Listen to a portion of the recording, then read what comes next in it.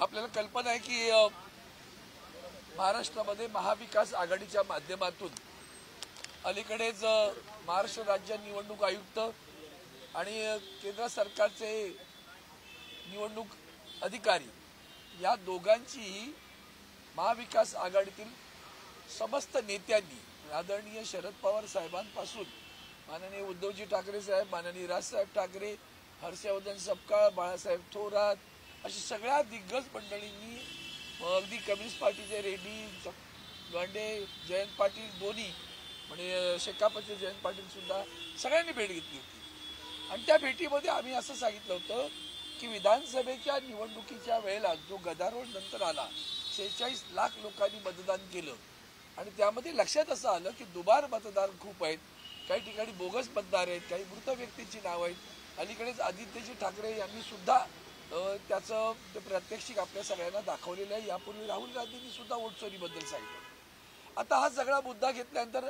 आमच्या जे शिष्टमंडळाला महाराष्ट्रात काय अनुभव आला तर या संदर्भात कोणती कारवाई करण्याचा अधिकार मला नाही, आपण वरती जा म्हणजे केंद्र सरकारकडे घ्या।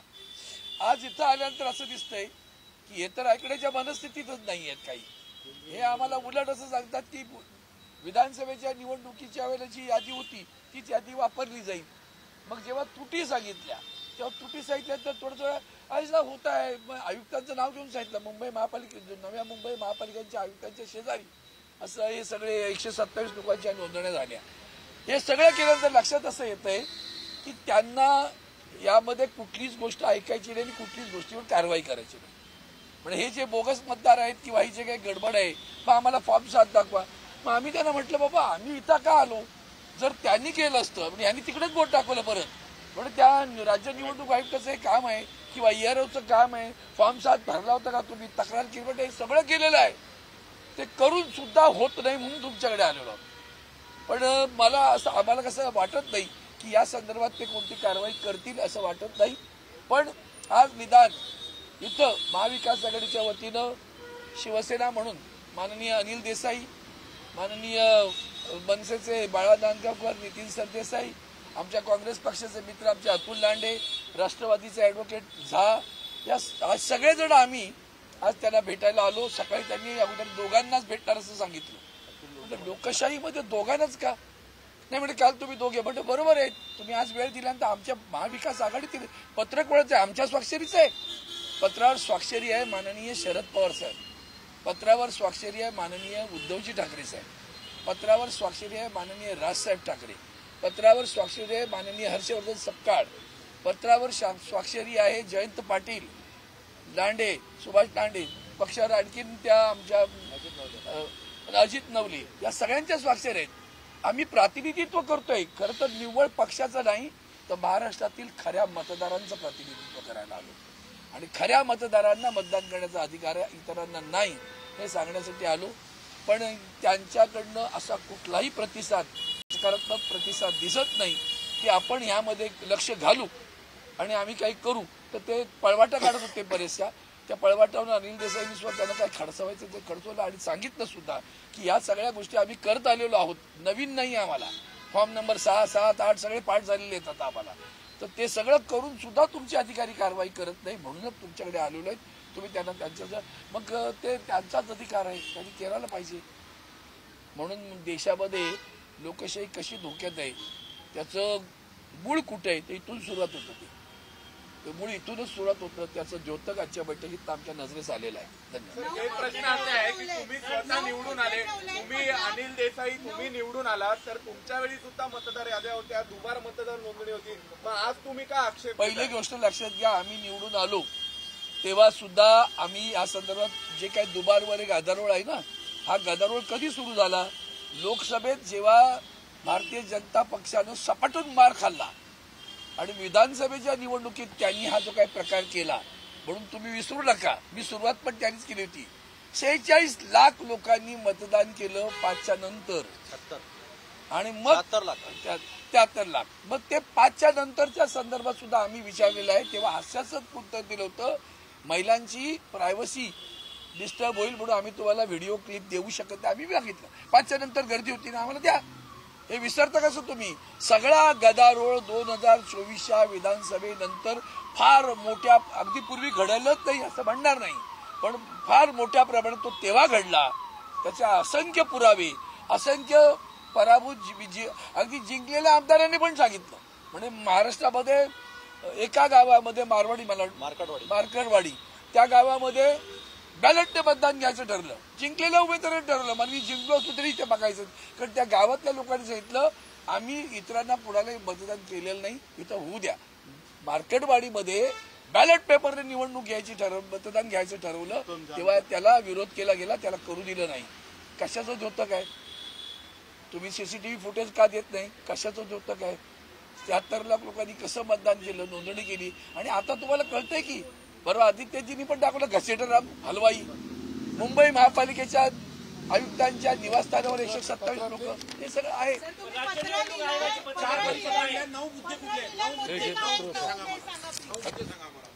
मला वाटतं तो एक मुद्दे आम्ही एवढंच सांगतो. मला त्याच्यामधला पहिला मुद्दा असा आहे, मला त्याची प्रतच देतो आम्ही, इंग्रजीमध्ये आहे, दिसत नाहीये बरोबर, डोळ्यावरच्या लाईटने आणखी लपडत बोलले. 24च्या जनरल इलेक्शन मध्ये लोकसभा आणि महाराष्ट्र विधानसभेमध्ये जेव्हा झाल्या त्या दोन्ही निवडणुकीमध्ये असं लक्षात आलेलं आहे की दुबार मतदार प्रचंड प्रमाणात नोंदले गेलेले आहेत. हा दुबार मतदाराचा पहिला मुद्दा आहे आणि म्हणून ती जी दुबार दावा आहेत ती त्यामधून दूर करावीत, ही पहिली मागणी आहे. त्याच्यामध्ये दुसरी मागणी आहे, आता नवीन यादी प्रसारित व्हायची आहे, त्याच्यावर तुम्ही प्रत्येक उमेदवार म्हणजे जुलैचं जरी कट ऑफ डेट दिली तर आम्ही म्हटलं ज्यांचं वय 18 वर्ष पूर्ण जुलैच्या नंतर होईल त्यांनाही मतदानाचा अधिकार मिळाला पाहिजे, त्यांची नावं नोंदणी झाली पाहिजे, अशी मागणी याच्यावर केलेली आहे. आता आणखीन एक या सगळ्या संदर्भातलं डबल रजिस्टर दुबार ते दिलं, हे 18 वर्षावरील मुलाचं झालं. आणखीन एक मुद्दा आहे, लोकल बॉडीच्या इलेक्शन जसं सांगितलं ना, 18 वर्ष आहे की 18 वर्षाच्या वरच्या मुलांचा मुद्दा आहे. आता हे सगळे मुद्दे आम्ही व्हीव्हीपॅट तुम्ही वापरणार नाही का बरं? का व्हीव्हीपॅट नाही वापरत? म्हणजे इतक्या लबाड्या करण्याचा सगळा मार्ग शोधून ठेवलेला आहे. आणि अलीकडे व्हीव्हीपॅट बद्दलचा सुद्धा शोध कसा लावलाय लोकांनी पाहिजे. बरं, माझा आणखीन एक सगळा प्रश्न तुम्हाला याच्या पलीकडे जाऊन, ईव्हीएम मशीन बद्दल आम्ही ओरडाओरड केली का भाजपने केली होती? भाजपच्या सगळ्या नेत्यांचं माझ्याकडे आहे, दाखवून तुम्हाला. अगदी मोदी साहेबांपासून अडवाणींपासून आहे माझ्याकडे की ईव्हीएम मशीन मध्ये घोटाळे होतात. ते आम्ही नाही बनवलो, तो आमच्या मुलींचा भोंगा तर सारखा बोलत होता का? विसरलात का तुम्ही सगळेजण? मग तेही लक्षात घेतलं पाहिजे. असे हे मुद्दे सगळे आहेत. निवडणूक आयोगाची 4 वाजता पत्रकार परिषद आहे, तुम्ही आज भेटलेले आहात, मतदार याद्या दुरुस्त नाहीयेत, तरी या निवडणुका होतील का असं दिसतंय सध्या? मला असं वाटतंय तर त्याच्यावर आम्ही सर्वपक्षीय नेते एकत्र बसून या सध्या निर्णय घेतील, कोणतं पुढचं पाऊल उचलायचं. आज आम्ही सन्मान मार्गाने, संविधान मार्गाने इथं येऊन भेटलो आणि त्यांना सगळं जे सांगितलेलं आहे. आता ते काय करतात ते पाहायला पाहिजे. ते नाही केलं तर काय करायचं तर एक मिनिट आहे ना, दोघं एकत्र असल्याशिवाय बोलतोय बाळा सांगितलं. एकत्र येईल याची सुरुवात आहे का? तुम्ही दिल्लीमध्ये जी भेट घेतलेली, तो प्रश्न वेगळा आहे ना. आज कशाला आलो ते बघ ना. आम्ही या ठिकाणी महाराष्ट्रातल्या खऱ्या मतदारांना सन्मान मिळावा, खोटे मतदार जे घुसवले गेलेले आहेत असं आमचं संपूर्ण मत आहे महाराष्ट्राच्या जनतेचा. ते संपूर्ण जे बोगस मतदान आहे ते काढलं जावं, मतदार याद्या शुद्ध कराव्यात, निकोप असाव्यात आणि त्या पूर्णपणे शुद्धीकरण झाल्यानंतर आमच्याकडे याव्यात आणि त्यानंतर निवडणुका घ्याव्यात.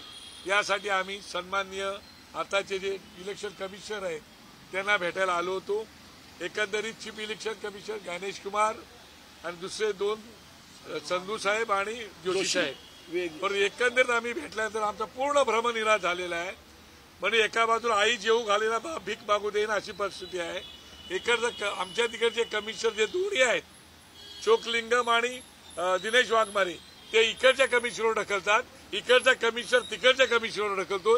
हे असं ढकलाढकली करून कुठल्या परिस्थितीमध्ये हे दबावाखाली काम करतायत असं पूर्णपणे आमच्या निदर्शनास आलेलं आहे. आणि ज्ञानेश्वर साहेब जे होते, ज्ञानेश साहेब, हे एक प्रकारे आम्हाला डिक्टेशन देत होते, ज्ञान आम्हाला देत होते. ते आम्ही कशासाठी आलो होतो की जे चुकीचा भोंगळ कारभार चालू आहे तो कारभार सुधारावा, त्याच्या सुधारणा व्हावी. निवडणुका घ्यायला आम्ही तयार आहोत, आमची तयारी आहे, पण त्या याद्या शुद्ध करून निवडणुका घ्या एवढीच आमची मागणी होती साधी. पण आणि ती मागणी होती, शिवाय SSR करावा.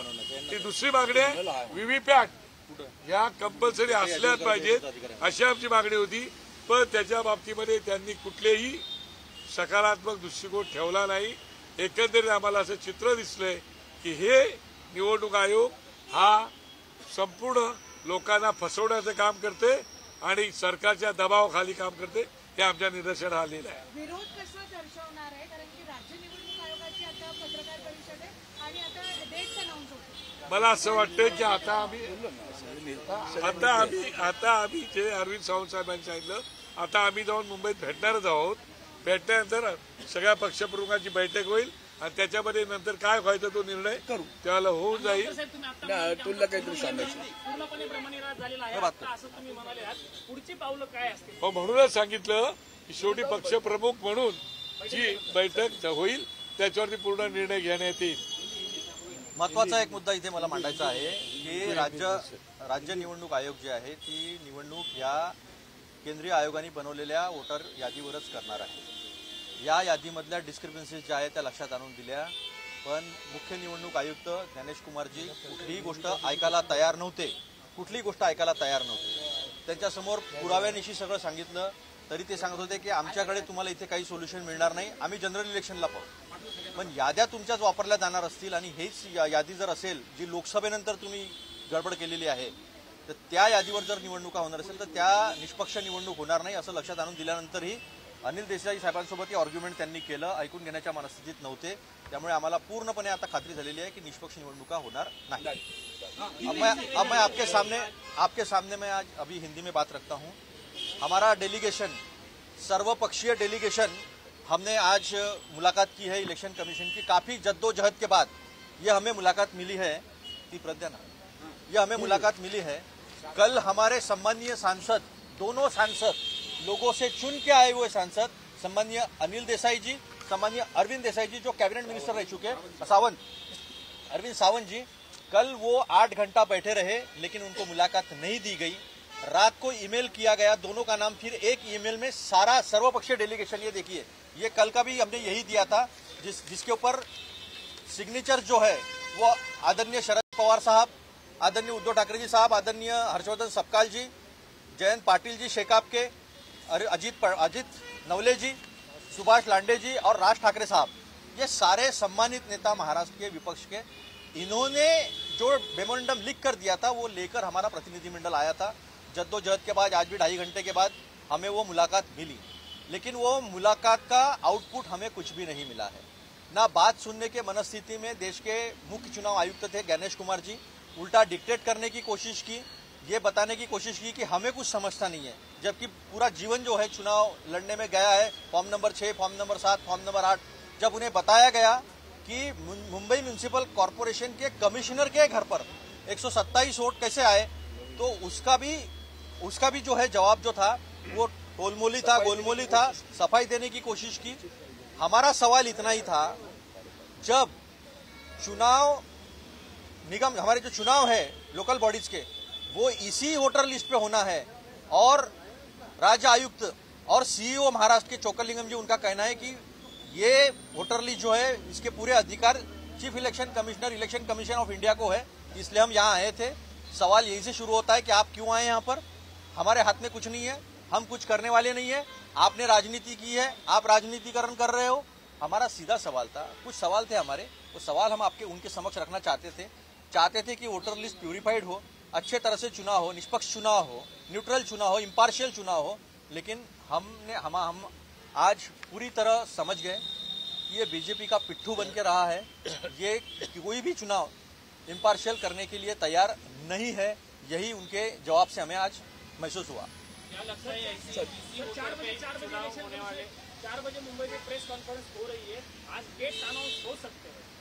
देखते हैं आगे क्या होता है। सारे पार्टी प्रमुख जो है वो बैठकर निर्णय लेंगे। बोल रहे हैं कि हम हमारे पक्ष प्रमुख से चर्चा करेंगे, तब तक तो ये इलेक्शन कमीशन की कॉन्फ्रेंस होगी, चुनाव डिक्लेयर हो जाएंगे, आप डिस्कशन करते बैठेंगे। नहीं, ऐसा है, जो भी हमारे हाथ में है संवैधानिक अधिकार जो हमारे है, उसका इस्तेमाल करते हुए हमें जो भी एक्शन लेना है वो हमारे नेतागण डिसाइड करके लेंगे। राजधानी नई दिल्ली में एक साथ देखिए, जो बात नहीं है, जो देखिए, नहीं तो क्या आगे जो है यूपी होने वाली है उसकी ये शुरुआत है। आज साथ में आप लोग ECI में शायद आपने ये मेमोरेंडम पढ़ा नहीं, इसका हेडिंग पढ़ा नहीं। This is all party delegation Maharashtra.